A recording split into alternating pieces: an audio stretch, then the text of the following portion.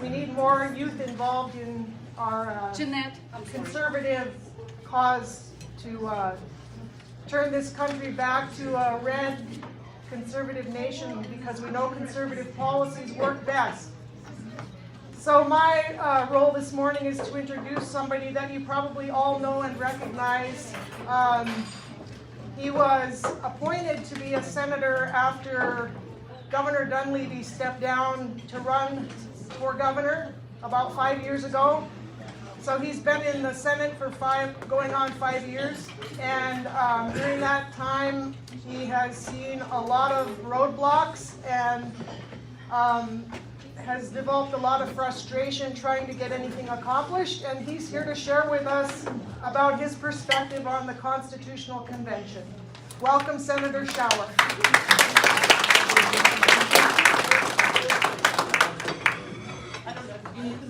Probably not. I do know. I'll just talk loud. Okay. That's pretty normal. I'll use it. Somebody said use it anyways. Oh, okay.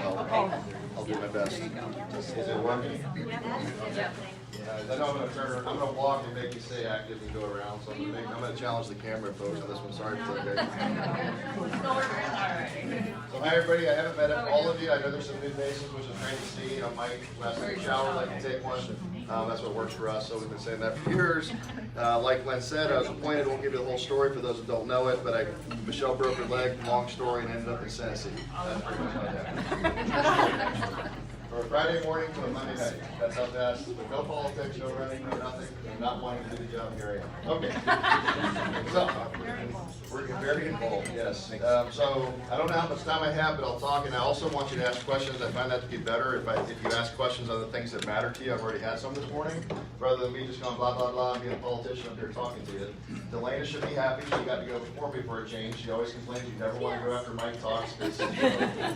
So, her chance was first today. So I'm going to go through a couple of things here and then ask your questions. There is some frustration that word came out when used it, and yes, there is a lot of frustration with the party, more the internal party politics, not the organizations like you guys here that are doing the right thing, trying to step up, get involved, help your communities, your values, the things that you support, whatever that may be, that might also align with the Republican Party or the Republican values. But you'll see things that I've talked about before inside the Senate, for example, and you got the same thing in the House, right? So does everybody know the name Kelly Merrick? Yeah. Right? So Kelly made a lot of promises. She would never join with Democrats, but that's exactly what she did. And she joined the Democrat coalition in the House where there's 40, because for those that don't know, I love to educate and talk, because I don't remember my social studies. I've learned a lot of this. It's been a crash course. Not a great thing for a pilot to say crash course, but crash course. For 5 years, I'm relearning social studies and where everything is, right, and how it all works. 40 House districts in the state of Alaska, 20 Senate districts. There's 2 House districts in every Senate district. Right now, there's a coalition of 21 people controlling. Whoever has the majority, 11 in the Senate or more, 21 or more in the House, they get control. They get the president, the speaker, the rules chair, the Senate finance committee. They get to control everything. The agenda, where it goes, who does what, the power, right? That one person basically swung the balance of power and gave it to the Democrats. Well, there's only 16 Democrats out of 40 House seats. The Democrats control the House. You go, how the heck can that happen? Because people continue to lie, and they are very dishonest, that's another word for lying, inside their campaigns and what they promise their people. And so you end up in a case like this where Kevin, where Delana should be in charge of the House, helping us move good bills through, like things that would tighten up our election system, things like getting the PFD taken care of, and not only providing a full PFD, or at least a balanced one at 50-50, and putting something in the Constitution. They're completely sidelined. There's 23 Republicans in the House, 16 Democrats, and then some independents, and yet the Democrats control the House. Why? Because people don't do the right thing, okay? So there's a lot of frustration with that, and you ask often, why is that? Well, I don't know. Ask some of them why they do it. Because Louise Stutes from Kodiak, another Republican, not really, but she has a Republican label. She's with the Democrats, right, as well. So there's a couple of those that are taking place. That's a very fragile coalition. There's 13 Republicans in the Senate. Not all of them are like me, which a lot of people say, thank God, I'm sure. There's others that probably wish there was more, I guess. I don't know. And so there is a Republican-controlled Senate, there is a Democrat-controlled House, and that's important to note because I do a lot of Facebook Lives for those that don't, if you want to know where I might discuss these things. I try to educate and talk about Why do things happen? How is your government set up? Because I often people will ask, well, just do a bill. I'm like, that's great, except I put a bill in and I even get it through my entire to the Senate, over to the House, starts over again, the whole process. Well, how do you think a Republican or conservative bill is going to work out in the Democrat-controlled House? My election bill, they said, was dead on arrival that I've been working on since last January and for 2 years before that. Well, they have one that's like the bill in the U.S. Congress that's a very left-leaning, open it all up kind of bill. Well, do you think I'm going to be, compelled to hear their bill? No. That's how it works, right? The balance. And then, of course, if we get it through, the whole body, what happens next? The governor can just veto it. Right? And then it starts over or it just kills it, or the courts can throw it out, because that's another thing. It's a long process, folks, and it's complicated. And we have a very left-leaning judiciary in this state that is controlled. Are there any lawyers in here? Are you want to put your hand up? Do we have any? Most time I put my kids, it's like they say you're a politician. I'm like, I don't know what you're talking about. Politicians. Nope, not me. I don't want nothing to do with it. We have a very left-leaning judiciary, and those are facts. It's about 2/3 of the Alaska Bar Association are Democrats, less than 1/3 are Republicans, and there's some independents and others in there. The point is, it's a pretty activist judiciary in this state, and it's controlled mostly by people on the left side of the spectrum. So when you see things, you're like, how come they did this? And how come, well, think about the politics. They will tell you that as a judge or the judiciary, judicial officials, well, we're not biased. Baloney. The judiciary is probably laughably the most political branch of our entire government, full of politicians, because they get involved off the bench, folks, and they legislate the law. One of our founding fathers of the nation said it's the despotic branch, because they have so much power and control in a small branch. So there's a lot of things at play, and I want you to understand why that's one of the reasons there's dysfunction between the House and the Senate and the governor and the judiciary and things that happen. There's a lot of gridlock. And some of it's politics, some of it's people's individual belief systems, whatever it happens to be. But it's important that you understand that, just so that you know how or how not things are happening at times.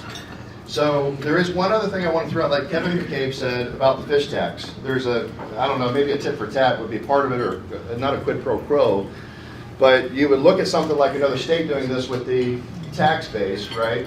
And we're going to try to put something back, so don't leave that to us, because that hurts. And about 80%, I've been told, or more, of the fishing fleet that does this isn't even in the state.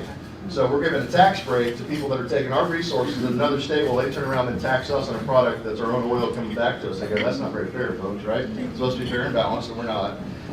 So I voted yes on it Wednesday night, because I didn't know any of this. And that's not what they told us, because I can't track 500 bills going through, and I've got too many things I'm working on the battles we're fighting. So I found this out the next night when I did Facebook Live, and Kevin started talking about it, telling me, I'm like, well, that's just awesome. I just voted for a piece of garbage. Perfect. Here's what I'm asking you folks, if you are willing to and help out, for those that have time and might be interested, and it is, when I say interested, reading legislation is about the same as watching the paint dry on a wall sometimes. You might, if you are willing, some of us, myself included, could use your help. And what I mean by that, if there's a couple of folks in here that would be willing, as folks that have time, especially in the Republican Party and clubs like this, that can go, you know what, Mike, tell me 5 bills that are important that you think are coming up, and I'll look at them, and I'll do some research on them, and I'll help you. I need to help folks, we all do, because I've got exactly 3 staff members, one of which spends every day trying to answer the phone to people running out of offices and completely overwhelmed. Another one trying to write the bills and do all the legal stuff we're working on. And then the other one's my chief of staff, sometimes completely taken up running a committee. That's it. There is no time to study. There is no time to look at all the bills coming through and be up to speed on it. I have to trust people that I don't trust.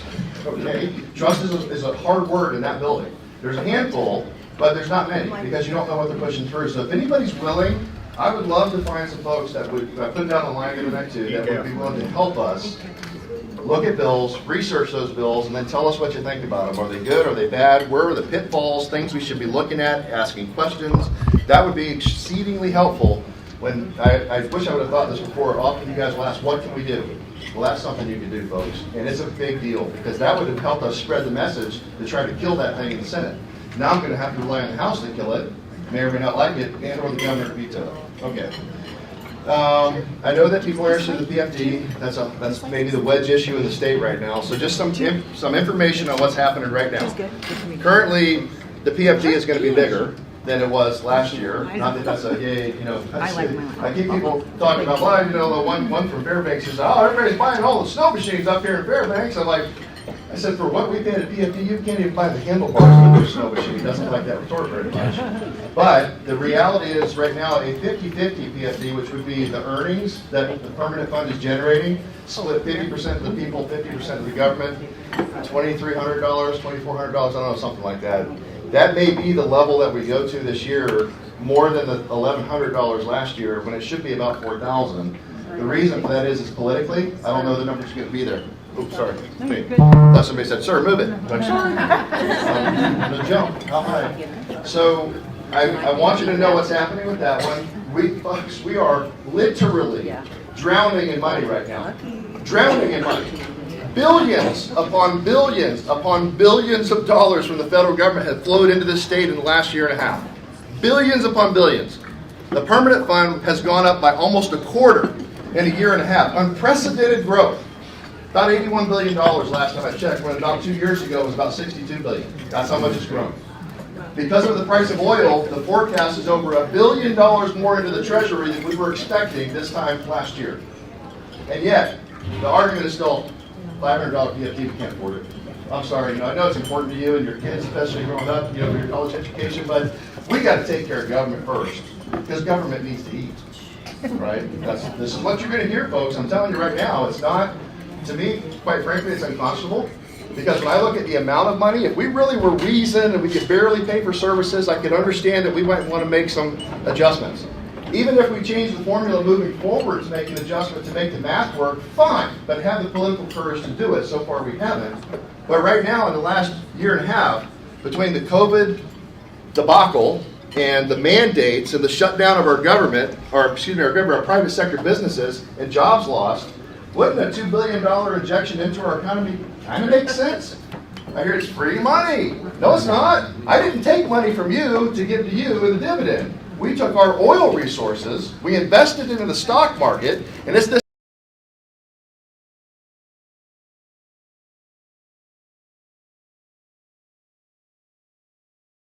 In a nutshell. And many people don't understand that. They want to say, oh, it's socialism, it's free handouts. No, it's not. It's money that we're getting from the stock market for our resource. So I'm not borrowing it from anybody. We aren't. We're not leveraging it on our kids' future.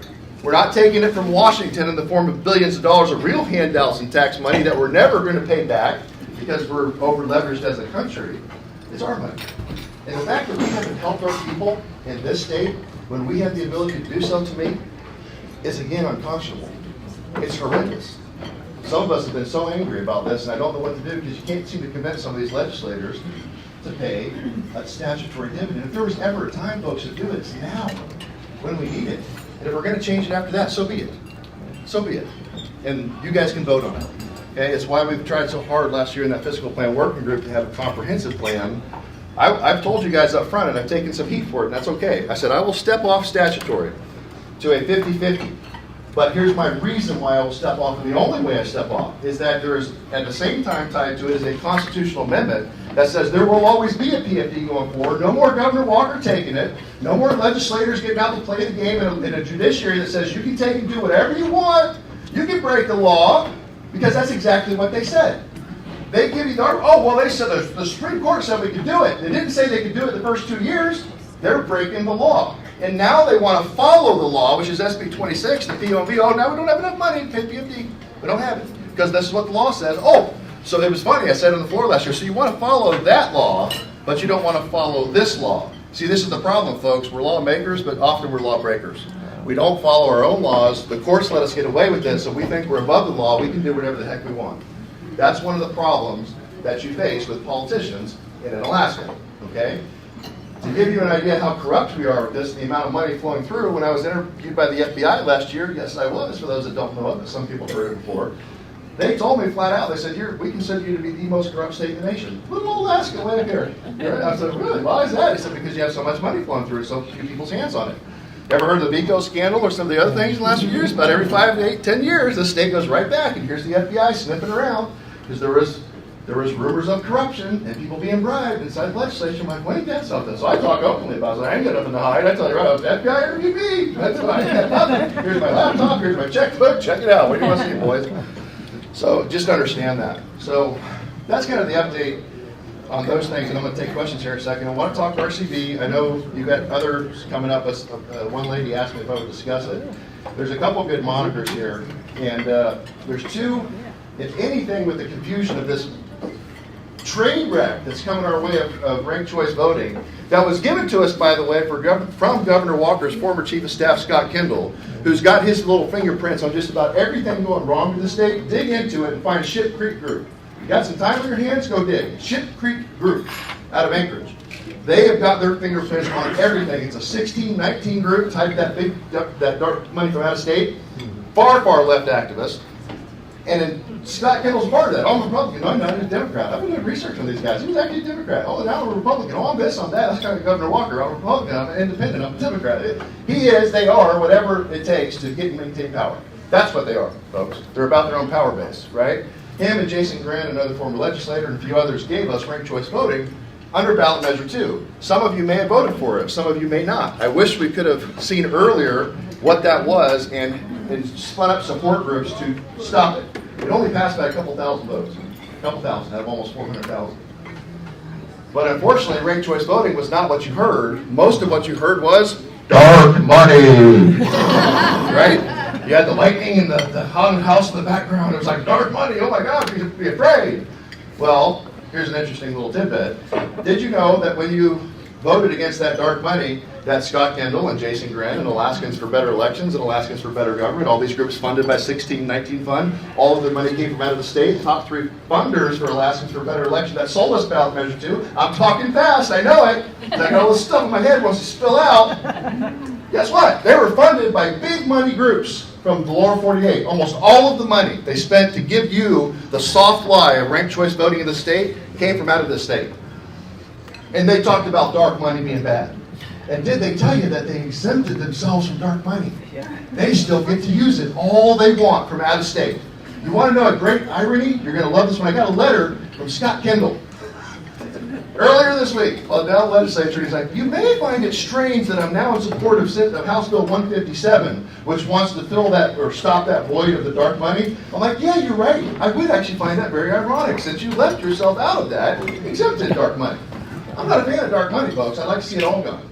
All of it. I'd like to see nobody pouring money into the state from outside. Our politics should be influenced by Alaskans and what we spend, nobody else, period, dot. End of story. So, ranked choice voting, very briefly, that's my pitch on it. It was a lie to you, but so be it. 2 things. 1, Delaney knows it, Kevin knows it, and I give credit to Sarah Vance. Rank the red, okay? Rank the red. What does that mean? When you go to look at your ballot, and you have this wonderful engineering chart that they give you, because it's so simple, okay, to do this. When you rank it, when you have it, regardless of what you think about individual Republicans or conservatives, whatever you want to call them, on the ballot, I am telling you right now, even the ones you don't like, rank them to the end. Don't touch a Democrat or an independent or anybody else that's questionable like Bill Walker that's going to call himself part of the clown party. I don't even know what he's going to be. Did you know we actually have a clown party? It's a real story. There is one in Alaska, for those who don't know. It's got like 20 people in it. There's a clown party. So, when you rank this and go across, and we can talk about it a little more if you want, is that rank the red. So your first choice, let's just say, this means nothing. I'm only throwing names that are out there. Let's say your first choice is W. That's who you want, so you put him down the #1 spot.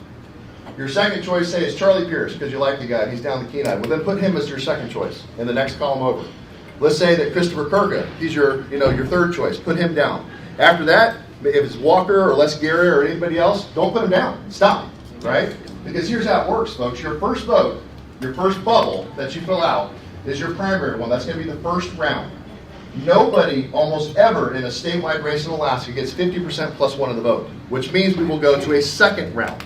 It means that whoever got the least votes of those top 4, this is easy, isn't it? You followed me so far, right? Piece of cake, right? Mike, what the heck are you talking about?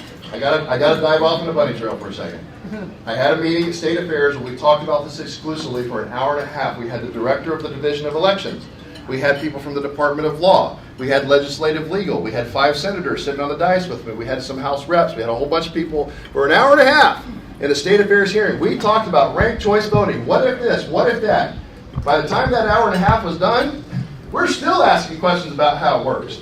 folks.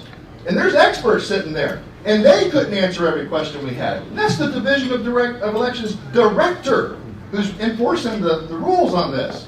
Now they're telling me, you guys are supposed to show up at the polls and figure this out on the spot. And it's going to make perfect sense, right? Or you're going to get an absentee ballot, and we're going to send it to you, you're going to get one of these flyers and go, yeah, that makes perfect sense. I know exactly what I'm doing. You ain't going to have a clue, folks. It is complicated, and it is not easy, and it is intimidating. Trust me on this one, there is a Princeton study from a Princeton, Harvard, that's an oxymoron, from Princeton, who did a study, he's a political professor for Maine, who had ranked choice voting, right? And they don't like it, they're trying to get rid of it. On the night of the election, the Republican had the most votes. After some candidates, they did their tabulation because he didn't get 50% plus one, the Democrat won. In the next round of voting, you're like, I'm not really sure how that happens, but it did. They don't want it anymore, nor do you. So, in the report, he studied 100 ranked choice voting events essentially across the nation, going all the way back to about 2000. San Francisco's had it a long time, a lot of localities, not many states have. We're one like second or third that's even really done anything with it. Like I said, sold to you in a soft life. So, you're going to love the numbers. I'm sorry, but it's the reality. Here's who gets affected the most by ranked choice voting. The least educated, minorities, English as a second language, senior citizens. You get disenfranchised at an exceedingly high rate from ranked choice voting because it's complicated, it's hard to understand, nobody's there to help you, there's not a lot of resources devoted to it, so you go, it's too hard, too complicated, you either make a mistake and it never gets corrected, or you just give up and don't vote. The rate average across the nation for ranked choice voting is 11% of the votes get exhausted. What does exhausted mean? It means that in your ballot, for whatever reason on it, it doesn't count. It goes to where you didn't mark it correctly, you didn't put enough people down, your candidate falls out, your ballot is exhausted, it goes away. It's like you never voted. 11%. If we have 400,000 people vote coming up this November, vote, on average, 40,000 Alaskans vote is not going to count on election night. Great system so far, isn't it? Minorities, English as a second language, senior citizens can be disenfranchised, exhausted ballots as high as 40% in an election. That's what we have on our hands, folks. That's why it's a nightmare. So, all of my dark, money, scary talk there is to tell you, rank the red. Go across and choose the ones that are the candidates you can live with, that are conservative, Republican, whatever they are. That's number one. So rank it across. But there's some things here that are really hard to see. We'd have to throw it up, but I'm going to have to yell for a second, sorry, to point out. On this little ballot here, and I'm going to go around and point at it, if you just rank all the way across, like say Don Levy is your candidate, just again, throwing things out. He was your guy. Do not rank him all the way across. If you do that, if you just rank him all the way across for your first, second, third, fourth vote, it will be exhausted. Your ballot will end up not counting in the next round. Okay. Now, if he was to stay in the whole time, it might, but that's the problem. It might. It's not guaranteed. If you vote straight down, you just go all the way down one column, the very first column, and you go, I'm going to rank everybody because whatever, I don't like this system. Your ballot will be thrown out. It doesn't count. Okay. If you fill out the first column with a bubble, and then the third column with the bubble, and the fourth column with the bubble, follow me so far? That might count. They'll move them over for you. Sounds good, doesn't it? They're going to move your votes over to the second, third. But don't worry, all is well. So the computer's going to take care of it. That's what the temp governor told me. It's so complicated, the computer has to vote for you. No. His words, not mine. If you, however, vote the first column and then decide to go over to the fourth column, so there's two empty columns, your ballot is exhausted. It's also going to get thrown out. Okay? So, you need to go vote all four and put in for maybe somebody you don't like. So you're actually, if they're telling you, this is the instructions, put down Governor Walker, even though you think he was the worst guy ever. Put him down, it should be fine as we go through this. It's almost like it's not one person, one vote, strange vote. So I'm telling you, take some time, pay attention, but here is my most important point for us. I would ask almost that the guys turn off the camera for a second and talk about this. Here's why. Go away from the camera. I don't want this to get out too much. Show up in person and vote. In person. Do not vote via mail. Do not vote via mail. If you show up in person, which is what most conservatives do, you have up to 3 ballots to fix it. They will tell you if you made a mistake on one of these things I just talked about. They'll say, hey, and you can fill it out and fix it. Even if you only made one mistake in one section because you've been voting for U.S. Senator, your state rep, your state senator, blah, blah, blah, you can fix it. if you go by mail and your ballot screwed up, it's very likely you're going to get exhausted and you're not going to have a chance to fix it. Do not vote by mail, folks. Don't do it. Go in person. And tell all your friends that. You want to know something else you can do? Tell your friends this. Get them to go vote in person and make sure they get it right. Because they are allowed to help you fix it. Not necessarily fill bubbles out for you. That would be illegal, I think, because the Director of Division of Elections couldn't answer that question. Because the law says, oh, they can help them fill it out. I'm like, what does that mean? That used to be illegal. All right, so I don't know. But those are the big things in RCV. I will stop for a second and answer questions. The last one will be Constitutional Convention.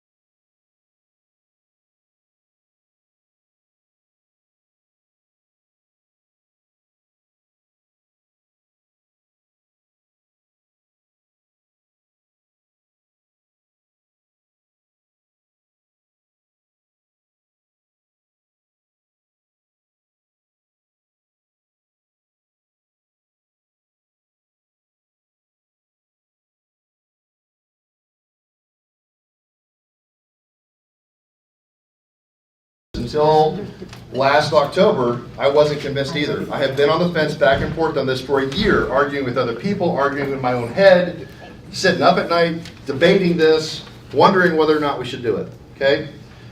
First things first.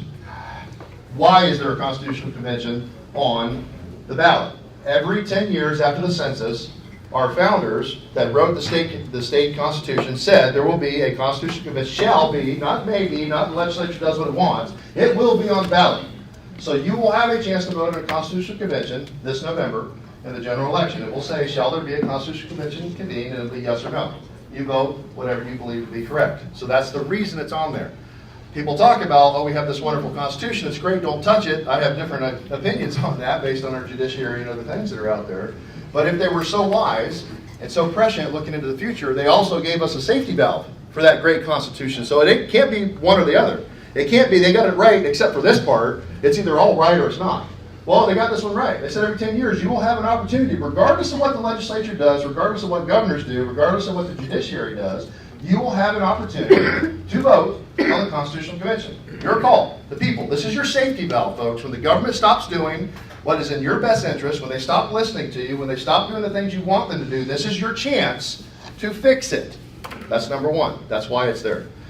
Let's talk a little bit about how it works. So let's say in November, because if you don't vote for it, then all this is off the table, doesn't matter. Let's say you vote for it. How's it work? The lieutenant governor, basically, there's a lot of things in this. I'm going to top level this, not down in every little detail. You can ask some questions if we have time. The lieutenant governor will have to make the call. He'll say it will be at this time, in this place. And it will be something like the first one in 1955, unless the legislature changes the law or makes a law about it, says it's going to be done like this. The legislature has the power to do that. If it chooses, it may or may not. We can't get anything else done. I don't know how we're going to fix that. So let's say he says it's going to be in March of 2024. Let's just say that's what he throws out as a date. So in the meantime, here's how the rest of it has to work. Now, there has to be an election. It can be with a general election. It can be a special election. And that election will be to vote for you, and all of you, any of you could run for it. Everybody's open. It's not politicians. It's not your elected officials. This is for the citizens. Ma'am, you could run. Sir, you could run to be a delegate at the Constitutional Convention. There will be roughly 55, because there was the first time, so assuming we don't change it, it'll be something like that, okay? Let me give you a little background on that. The original Constitution was written in 1955, when they had the first convention, by 55 people, 49 men, 6 females, 1 Native Alaskan. Sounds pretty fair, right? And most of them were left-leaning. This was a very democratic state at that time. It was a left-of-center document. Everybody acknowledged it. I'm not saying it's terrible. I'm just saying it's left-of-center. It's acknowledged that way. It is. Things like the judicial system with the Missouri plan of how we pick our judges.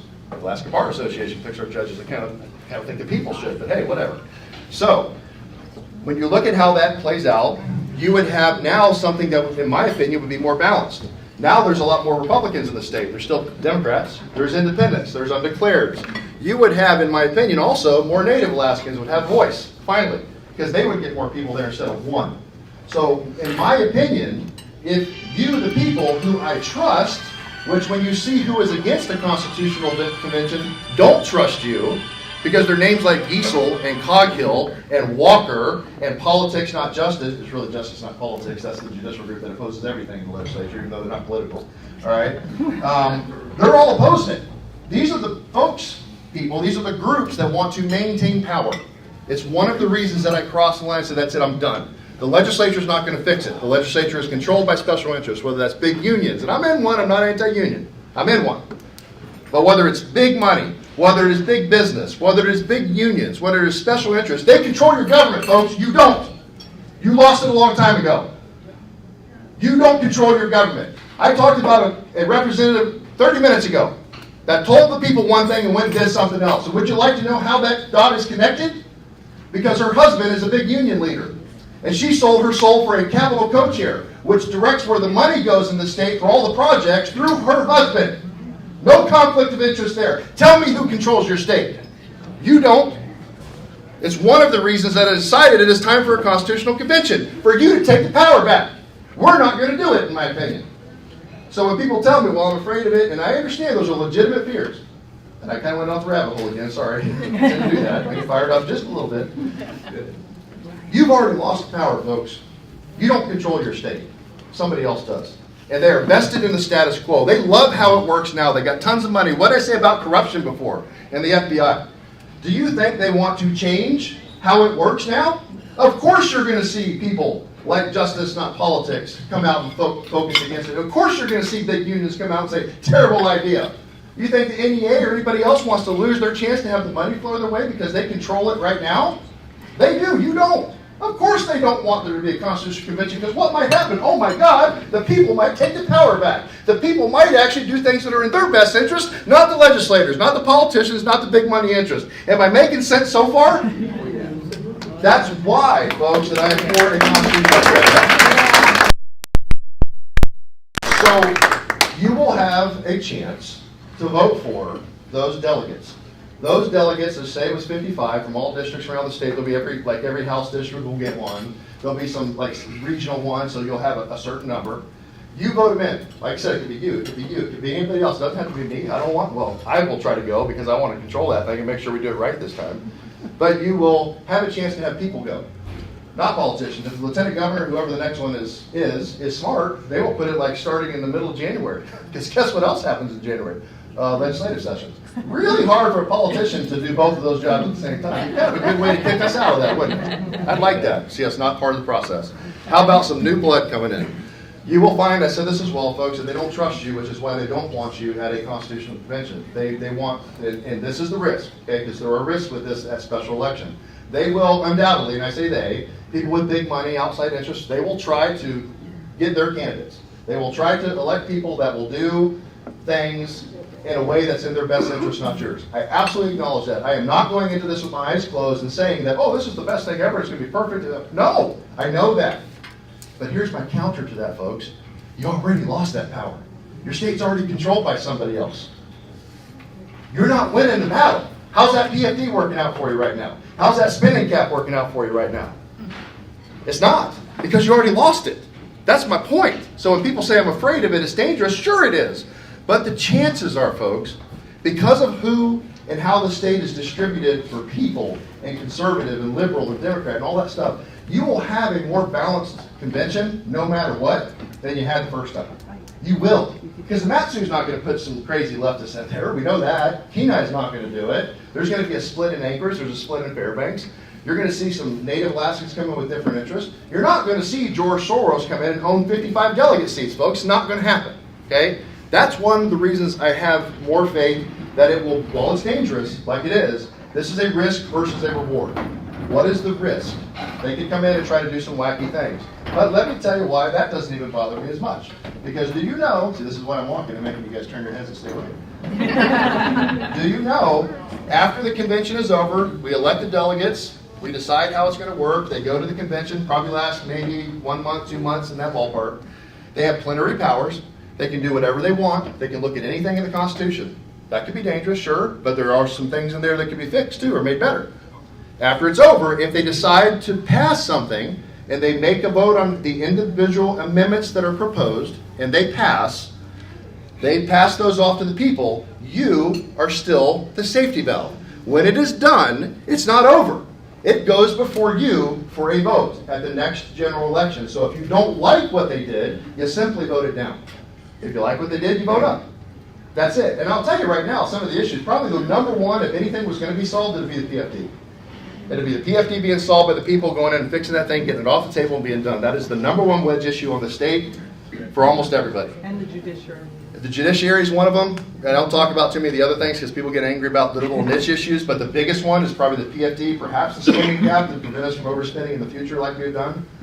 But I'm telling you, folks, that's the thing. So we send those amendments off. You guys get to vote up or down on them. And that's the final safety check of this entire process. So in a nutshell, that is your constitutional convention. That's the why. That's the how it will work. Those are the reasons behind why myself personally, after a year of debating and arguing, I have decided after the last special session, or the third one last year in October, when we did a fiscal plan working group with this guy and myself and a bunch of other people while I'm in Taiwan at 2 o'clock in the morning, flying with FedEx on the phone for 8 hours all night, working on a plan, making it work. And we found different solutions that would solve the budgetary problems this state has done for itself. And do you know, after all that work, with Democrats and Republicans, pretty far right, pretty far left, had solutions, all stepped off, bipartisan. We're hyper-partisans, Kevin and I. We would never work with the Democrats, except we did, and we came up with solutions. And would you like to know how many of those solutions have so far been taken up by leadership in either body in the legislature? 0. You got it, brother. 0. Nothing. That, folks, last October is when I crossed the Rubicon and said, I'm done. I am tired of watching this legislature not fix the problem. I am tired of watching it screw you over, and people like you, young lady, and you, young man, whose future is at risk, and you, young lady, as well, the other one, whose future is at risk because of what we're doing. I said, I've had it. It is time for the people to take it back because we're not going to solve the problems. And I'm tired of watching you get screwed over while special interest in government gets taken care of. And I think that, in my opinion, folks, the risk outweighs the reward. My last point on the Constitutional Convention, everybody here, most are probably conservative Republicans, what do you think this state is going to be like in 10 years? Would anybody like to take a guess? Look at the migration to take the example. Who is leaving this state are good, normal people, blue-collar workers, oil and gas, et cetera, et cetera. They're going to Florida and Texas or Louisiana and North Dakota where grass is greener, there's jobs. You know who's moving into this state since 2016? People from California and Oregon and Washington that want to turn it into a state park. And they want to lock up the resources and no more resource development. And it's all going to be trails and, you know, with unicorns running on them. I don't know. Fuzzy buddies. Bugs bunny trails. I don't know. So that's another reason, folks, why I have crossed that line and said, do it now. Because in my opinion, 10 years from now, it's too late. You've lost the state. You already don't control it. I think you're going to lose it. So what's the time frame from, if we vote in favor of it in the fall, what is the time frame from when we vote it and it gets approved to when it would, the meeting would take place? And what happens in between? Who's in charge of setting those rules, and why is it important for us to stay engaged in electing conservatives? Okay, good questions, Len. So I'll try to get all of those at once. Tell me if I miss one. So the timeline. The timeline is variable. There is no set timeline. The only thing it will say, it could take 4 years to do this. It won't, but it could, right? Lieutenant Governor could go, you know what? I'm not really a fan of this. I'm going to push it off 4 years until I'm no longer Lieutenant Governor and let somebody else worry about it. He could say it's going to be in 2026. Could happen. Not likely. But the Lieutenant Governor will set it. The legislature, like I said before, could change it. So it could be in the summer. It could be next summer, right? Because the legislature would have to take it up in the 2023 session. So it could be the summer of 23. It could be the fall of 23. It could be the winter of 2024. It's variable. So unknown. It will have to be set, okay? And I forgot with all my blood pressure going up what the other Well, it questions was were. more of a statement than a question that we still need to stay Yes, engaged in engaged. electing conservatives. So yes, when this happens, if it happens, folks, we can't come into this like ballot measure 2 a day late and a dollar short. Republicans, conservatives need to be engaged. You need to be creating groups. You need to be getting on social media. You need to be getting teams of people together. We need a team of folks that would lead this. We need like a John Sturgeon or Lauren Lehman or somebody else that's done these things statewide before that can go, here's our organization. It's going to be vote yes on a Constitutional Convention, whatever it is, or take your state back, or name what it is. Have a bunch of groups, I don't care. And find the right candidates and support them and get them elected. And then have almost like a mini convention beforehand that says these are the priorities, these are the things we're going to work on, and we're going to make sure to have a structure going into it that has these people with these things. That's how we're going to do this. What we can't do is wait and we all vote and all of a sudden say yes. In the meantime, they've raised $20 million from out of state, which they will, and they'll have structures which are already stood up. There are organized structures with recognized names that have already stood up that you would know to oppose the Constitutional Convention. Why? Because they don't want you to do it. They want to make sure there isn't one because, like I said, they're going to keep the power. They want the status quo. It works to their advantage. So you have to stay engaged, and we have to be involved, and we're going to have to get those delegates and raise money, and we're going to have to make sure that we have a structure, and we're going to have to know what we support. And those are the things that are going to be pushed to the convention. You're going to have to be very engaged, folks, in this. This is an election. I mean, this is an election run just like a normal election, all the way through something happening, like a constitutional amendment initiative. It's much like that. So why is rank the red important on the con-con? It's no different. It's the exact same thing. For those in here, Kevin asked the question, why is rank the red important? And I'm going to get a glass of water, so I'm going to let you So here's the deal. Rank the red means that it'll be a Republican, conservative, House, Senate, governor, setting the parameters for your constitutional convention. So I don't care if they have to have an R after their name so that we can get to the committees that we need to, in a majority, to set the parameters for the con-con. If we don't win this election, all is lost. With ballot measure 2, we won't be able to repeal it. The Constitutional Convention, if the lieutenant governor and the governor aren't in favor of it, they can put it off for 6 years. So rank the red is the ultimate way to get to where we want to go to fix this Constitutional Convention. Kevin is right. The lieutenant governor matters, right? Whoever the person picks, if it was nominated, for example, who he picks as a lieutenant governor running mate is a big deal. Because that person needs to do 2 things. One is going to be the Constitutional Convention if we vote yes as people, which I hope we do. The second one is going to be elections. Because guess who runs the election system? It's Lieutenant Governor whoever. And I will tell you right now, and I'm not going to go down that rabbit hole, but I have not had a lot of help with the current Lieutenant Governor. Him and I have been at odds fighting on this for a year. Things like those who know the name Kelly Shabaka wrote a report at the request of the governor and lieutenant governor. That report on the election system had data. I still can't get it. How is a Republican sitting senator of state affairs, which is my committee, which is the purview as the governor, how the administration, how's the lieutenant governor not giving me that report? And he won't. And I said I can get it, see it, if I sign a non-disclosure agreement, so I'm at risk if I ever talk about it. Kelly can't give it to you? Because I think she would.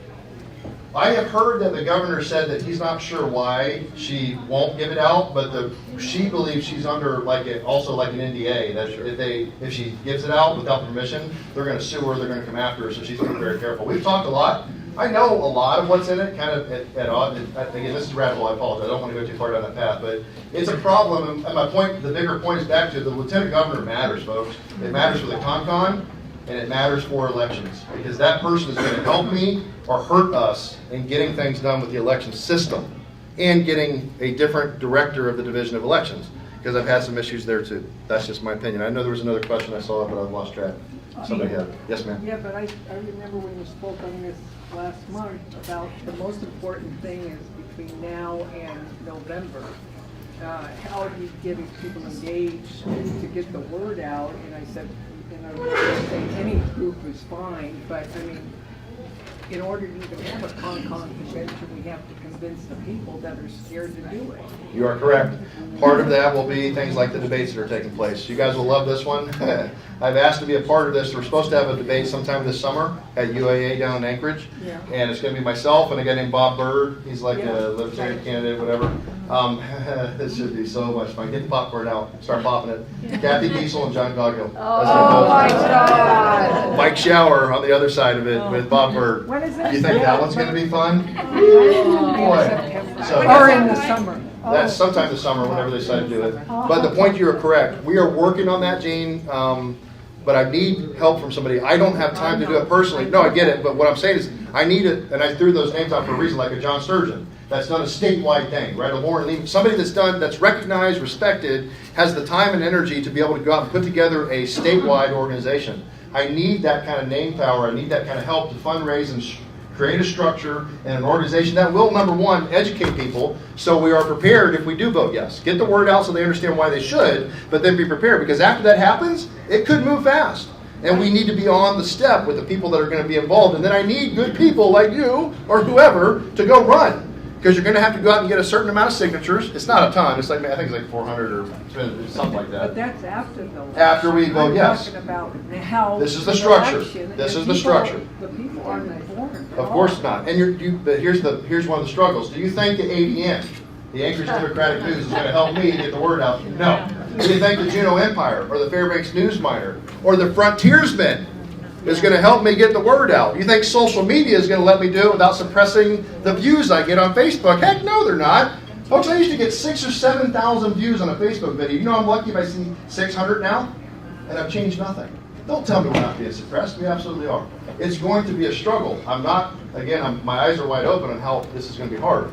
I get it. But you are correct, and that is what we're working on. I am working on a structure, but I still need help from people that, hey, Mike, I'll take that. I'm going to go start reaching out to people, because I am time limited right now in the legislature. I'm humping every single day on the election issues, on the judicial reform, on the PFD, on the budget. All that stuff is now taking place, and I'm going to be tapped out for the next couple months, as Kevin will be, as Delana will be, etc. So your points are valid, and we need to do that. I will focus much more on this once we get summertime, and I'm out of the legislative session, so I can make that my focus, and that's probably where I will focus to try to make that happen. Quite frankly, there's a part of me that says just drop out of the race, flat out, and focus just on that and nothing else. And I know some people are probably upset about that, Don't you but dare. I know. Is Bob Bird not interested in taking the lead on this? Who? Bob Bird. I don't know. I'm not Or asking. his son maybe. Could be, whoever, it's somebody, and more than one. You can name more than one person on Right, shoulder, right. but yes, that's a great thing. So other questions while we're here, because I know we're just a little past the Well, time. that's okay. Does anybody else have a question? Senator Shower? When she stands up, I know my time's up. Who writes the algorithm for the ranked choice voting? I mean, how do you know it's left leaning? I'll make a quick comment, No, that's because good. I can come back Yeah, and go talk ahead. to it. We are focused on, I've got my fingers in tomato pies, folks, that's my problem. I say, that's another problem, dive on that one, You it's need like some fish wars. clones. Don't go to fish wars, and I just go right into the fish wars, okay? So, we currently have the Dominion machines. One of the problems I found out in the report was that we never tested them like we were supposed to, because Kevin Meyer had said, oh, we've done an audit. No, we didn't. We never did an audit, because an audit would be a risk limiting audit where you look at all the machines, you look at, saw what the algorithms, you made sure they were checked, which I found out we never did. We never ran the checks on the machines. Forensic, But this is called a risk limiting audit, not a forensic one, because that's a money trail. Different Okay. word I've learned. Here's the point. Risk limiting audit, where they go in and look at the algorithms, they look and see like, hey, were you eligible to vote? And they tracked and saw what you did, and they looked at it, they went down to each person, right? We never did that. The only thing we did was the random, they pick a couple ballots in every district randomly, and then they look inside that precinct and go, hey, they look like about right, okay, we're good, T-Lar, that looks about right, okay, on that one. And then the other thing they did was for ballot measure 2, they said, hey, we audited it. All they did was make sure that the number of ballots that went in and out of machines, they hand counted and said, oh, we had the same number of ballots. It wasn't exactly right, but it was pretty close. So we did an audit. That tells you nothing, because you don't know who voted, whether they're eligible or not. We never did an actual audit. It's not true. It's a lie that's being propagated, and I'm not going to let that one stand. We never did it. So, in answer to your question, Dominion machines are programmed by Dominion. They've got their software algorithms that are in the machine that's proprietary, the best we know. I am asking the governor, and I have asked him directly, to pull from a random machine the day before the election and publish it. The day after the election, pull from another random machine and publish it. So at least we can push it out. And after the election is over, and by the way, you're going to love this, because of ranked choice voting, you're not going to know the final results and know this for 2 weeks before you know who won, because they're saying they're going to wait 2 weeks until they tabulate everything and tell you, and you're going to see changes because of how it works. You're going to get the initial round on night 1, and it's going to take 2 weeks to find out who actually won all the elections. Yeehaw! So, also publish all the voter data, de-identify so people don't have to be asking like they have been to give it so that citizens can go look at it. We're looking at an answer called Voting Works. It's a machine, or it is a company that has a open source algorithm machines that are about half the cost of Dominion. I got a call from a guy in San Francisco because he knows I'm the election guy, my face is out there. And he started the conversation, hey Mike, just want to let you know I live in San Francisco and I'm a far left liberal. I'm like, okay, that's a nice way to start the conversation. He actually said that. And here was his point. It's like, we want transparency in voting, period, dot. We're trying to get it out for everybody. It's like, I am reaching out to Republicans across the country because Democrats are blowing me off. They're not interested. Oh wait, I thought the Republicans are the bad guy. But he's reaching out to me because he said, you seem to be interested in actually doing it. You're darn right I am. I like the product that they're working on because it's all open source. Anybody can look at it, no hiding at all. I'm trying to get us down that path to vote it, or to buy those machines and get rid of the ones where they say, no, you can't look at our stuff. I'm sorry, yes we can. Voting is important and we're paying for it. I want to see your dog on algorithm. And if they come back and we ask this question, they say we can't do it, I say we ditch those things and go to the next one. So, answer it.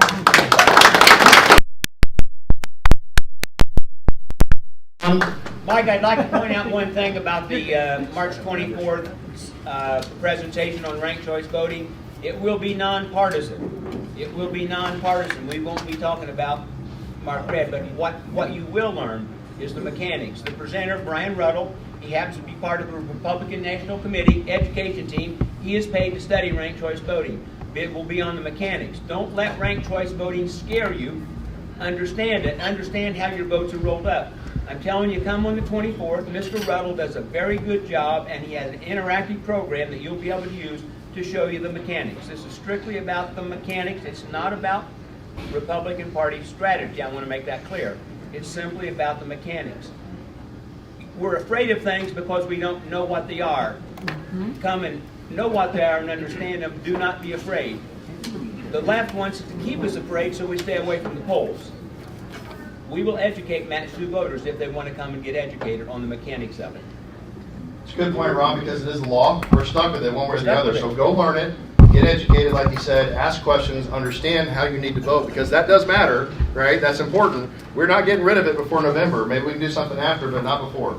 So you need to understand the system, and that's why I'm trying to educate you. It's a train wreck. I'll tell you all the bad stuff. You still got to deal with it this November until we see if there's the will of people to change it and do something different. You must understand. That's why I say rank the red, go vote first. There's strategies for us that would be very effective. So we'll talk about those, but you do need to understand how to do it, because if you screw it up, folks, your ballot doesn't count, and it's like you never voted. So it's unfortunate and it's complicated, but you do have to understand it. And I know she's probably going to stand up again on the microphone. We're doing pretty good though. Okay. Anybody have Any last questions? What, before I any last take them off the questions? stage? What did you call those new machines? It's by Voting Works. Voting works. I think Voter or Voting Works, I forget which one. But it's a company that's doing this across the nation, and I like how they do it. And it's because it's open source. They don't hide a doggone thing. That's where all of this. My point to the election stuff, folks, I know that by the 80 and I was called a racist and all this other garbage, is you don't have to like the election results, but Americans always accepted them after it was over. In the last 4.5, 5 years, we're to the point where nobody accepts them anymore on the left or the right. It was all bad Trump, stolen election, Russian fraud, blah, blah, blah, for 4 years up until the night of the election in 2020. And after that was over, now it's like stolen election, Biden's not my president. It's the same thing on the other side. And that's tearing us apart, folks. And that's what I can't stand. We don't have to like the results, but we need to get back to a place where we trust the results. And that's my goal. Everybody that is eligible should be allowed to vote. And they should have their vote counted. But you should trust the results when it's over, because we are tearing ourselves apart as a nation over this and COVID and other things, and we're hating each other, even though at the end of the day we're all Americans. It's bad. We need to stop it. So, yes, sir? Yeah, go ahead. I saw one more. Yeah. Yeah, I want to know if I can play about a 30-second thing here. If you can what? 30 seconds. He wants 30 seconds. To play something. To play something. What is it regarding? It's about the election stuff. You want to just summarize it? Yeah, Summarize can you it, just so tell maybe- us? No. Well, it's about how, Biden, how he's sitting there saying they got the perfect voter scam Oh, yeah. to figure it out and stuff. It makes it really, you can't trust a Democrat. Right. That's all I can say. Good summary. Summary. Good summary of it. You didn't need 30 seconds. Yeah. Thank you. Anything else, folks, for now? Julie, go ahead. You said rank the red, but you also, let me know if I heard that right. They're not listed Republican, Democrat on the ballot? They may be. They don't have to be. That's my point, is be careful. If you see somebody and you're not sure of the name and there's nothing beside it, they're probably trying to hide it. There is one real independent and the current legislator out of 60, Josiah Politadick from up north. He's actually a pretty good kid. And I say kids, he's like 26. And he's very conservative, and he really is. He's not, he's independent, joined the Democrats because he's Bush. Rural, wasn't really sure, new guy. We'll see what he does next year. He might do something a little different next time. He's a little frustrated. I say that because when you see independent, that's code word in Alaska for Democrat. Because they know that if with a D beside their name, they won't get elected. So when you see somebody like Walker say, I'm independent. No, you're not. You're a freaking Democrat. Stop it. Say who you are and be proud of it if you want to be, but stop hiding behind the label that's not true. That's also called lying. Last time I checked, what my grandma would say. Yes, ma'am. They may or may not have a name beside them, so you have to do your due diligence, do your research. Why? Because they changed that under the jungle primary, because we no longer have party primaries. So now it's wide open to anybody. There's no more, you can have a Republican ticket that they give you or a Democrat ticket to vote on. It's like it's wide open. It's one of the changes. Yeah, yes, sir. I know we've been talking about the state constitutional convention. okay. How about the federal constitutional convention? Is that ever going to happen? And if it does, excuse me, sure be nice if we could revise the 16th tax amendment to have the federal government tax states, not individuals. That would keep the money in the state, and rather than getting swamped in billions one year and starved another year from the federal government, we'd have the money in the state. I know there's a lot of messages, doing things the way it is. But if we had a national, when we ever get a national constitutional convention, repeal the 16th Amendment and revise it so we can tax states rather than individuals. That's the source of our problems with the federal government. It's the money that they're sucking from all of us. So you asked one question, will there ever be one? I don't know, and that's beyond the purview of the conversation here. Obviously, my point is that it could happen. You have more red states than blue. A lot of the population's in the blue states because they're very heavy populated, and the red states are smaller population size, but there's a lot of them, and it doesn't matter the population size, right? It's the money, it's the influence. So possible, yes. I have no idea if we'll ever do it or not. It's going to be hard enough to do it in this state. Just a statewide, constitutional commission. All the other stuff I know is you got your pitch out there, and I don't disagree with you. I don't know, and there's no way to tell at this point. Although I would sign up for it in a heartbeat. I would like to see us take that on and make changes so we don't have all this stuff in DC shut down our throat, but that's a different conversation. I think there was one more, somebody, So back to knowing who's on the ballot, what they are, who they are. But come to these meetings, you will learn. Bring your friends, come on Thursdays to Valley Republican Women if you can't come on Saturdays. We will tell you what they are, if they're Democrat, if they're Republican, if they're really Republicans or if they're not. And get all your friends to come and learn, and let everybody that you know, they can call you from the voting booth if they need to. I have people every year call me while they're in the booth. Oh no, what do I do? Let them know. Google names. They can call you because you're informed. Let everybody know. They can get informed, and if they're not voting, take the time to do it. Let them know you are, so they can call you. How many people in this? What, 50 people in here roughly, maybe 60? I don't know, something like that. Can you imagine if everybody in here, just 5 people, just 5 people you went out and talked to, and you got those people to get 5 more of their friends. 50 times 5 is 250 people, right? Do 5 more times 250 people. You're over 1,000. One more time, you're over 10,000. Educate your church, too. If we get all of our churches voting, we've got it made. I agree, and I have said this many times. Michelle has talked to this. I have asked many pastors, there's only a handful that are willing to get involved. One of the reports I read last year said that about 40 million Christians said they were not going to vote. In the 2020 election, they said it's not worth it, my vote doesn't count. Could you imagine if 40 million alleged Christians actually got off the bench and into the game? If pastors would stop saying we don't do politics because they affect everything the church does, and actually, not saying Republican or Democrat, holding your leaders accountable to moral standards that Christians supposedly uphold, what a difference it would make in taking this country back if we would do it. 30 texts for people to come here today that I personally know. I don't see one of them. But you got to keep trying. Yeah. Don't give up. And I will tell you that because in 2019, we had thousands of people call in, email, text, testify about the PFD. In 2021, we had hundreds. This last year, we had dozens.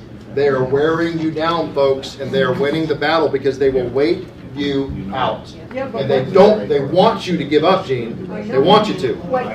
Gavel the gavel to call in. Yeah, 75, 25, then I call in and they go, well, I'm sorry, they've already had it. You've already commented. Only 15 people comment. Bert was one of them. You couldn't talk because it was passed, so I don't know. It's an hour late earlier, that gavel to gavel, or they were late getting it started. I will not even try to fight the battle of this legislature doing something that's going to be in your favor or listening to you. I'm not even going to go there because their minds are made up. We got to sit there and listen. I do it too. I'm like, my mind's already made up. PFD. I hear people say, "Oh, government, yeah, whatever." 15 people commented. I know, but that's my point. Is that years ago it was thousands, then it was hundreds, now it's dozens. And people are giving up, and they're getting tired, and they're saying my vote doesn't count, my time doesn't count, my opinion doesn't count. They're not necessarily wrong. I gave you an answer, folks. It's called Constitutional Convention. Take the freaking power back and let them stop doing it.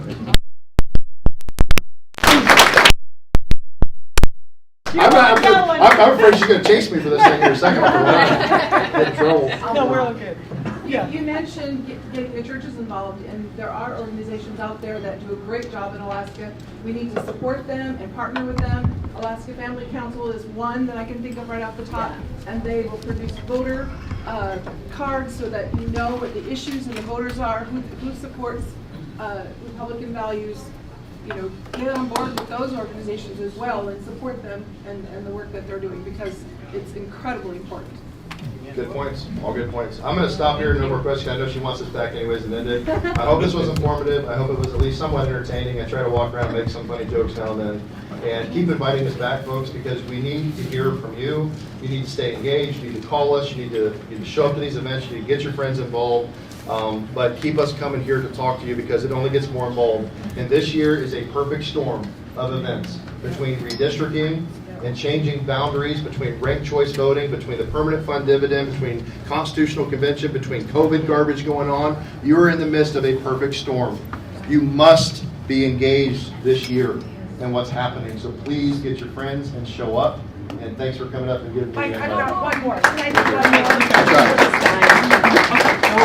All right, go ahead, Terry.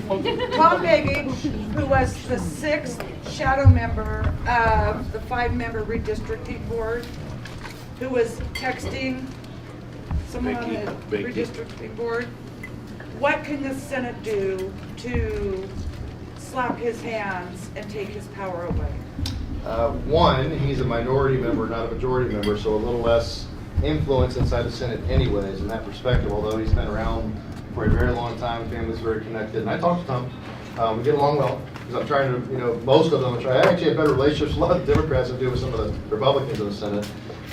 And I don't know the answer to that because I'm not sure, and I haven't asked the question, I don't know if somebody has, was it unethical, is it an ethics violation, is it illegal? I don't know. I don't know. It may be, but let me tell you why I say that. When Kathy Giesel tells me, because you guys, I've said it before, says that, oh, you're being punished for your speech, Mike, I'm like, I thought I had a constitutional right to free speech, but apparently not in the Republican Majority Caucus. When John Coghill, the rules chair, tells me, myself and Shelley Hughes and others, we're being punished for our votes, that seems kind of illegal to me when I read the statutes, and it talks about coercion, which is a Class C felony, but yet in the legislature, we can break the law all day long and do stuff like that. I can say this because it was my ethics complaint, I filed ethics complaints with 14 pages of this stuff of what happened. And do you know what the answer was, Terry? Nothing to see here. They did nothing wrong. So I do not have faith in the system. Who's watching the watchers? Who's guarding the guards? It's them circling the wagons. So I don't have faith in that. And I'm not saying Tom did right. I don't know. I don't know enough, and I'm not going to speculate on without seeing more data and who did what and what's allowed and what isn't. I did read that. It raises good questions, and they might be valid concerns that should be addressed. I don't know yet, so I don't want to go down that path of saying something and then find out that it was fine or wasn't what I thought it was. I don't know. It may be perfectly legal. And I will give you an answer. One last thing, what the FBI told me, you're going to love this one. This is just going to burn you, right? When I talked about some of this stuff and things going on. Yeah, Mike, but that's crime versus slime.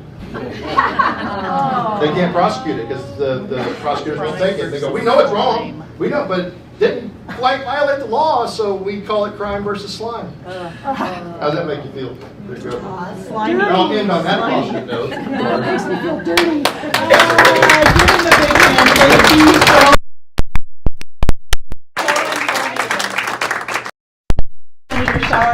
And I just want to say, boy, I must still have that vibe about me because he just kept looking like I'm in trouble. But you did a great job. This was just full of information. I know everybody's just, your brain's probably just swimming right now. And I want to quickly, before we go to the general questions, I have Lon Johnson who's going to talk for just a second. We want to talk about the district convention.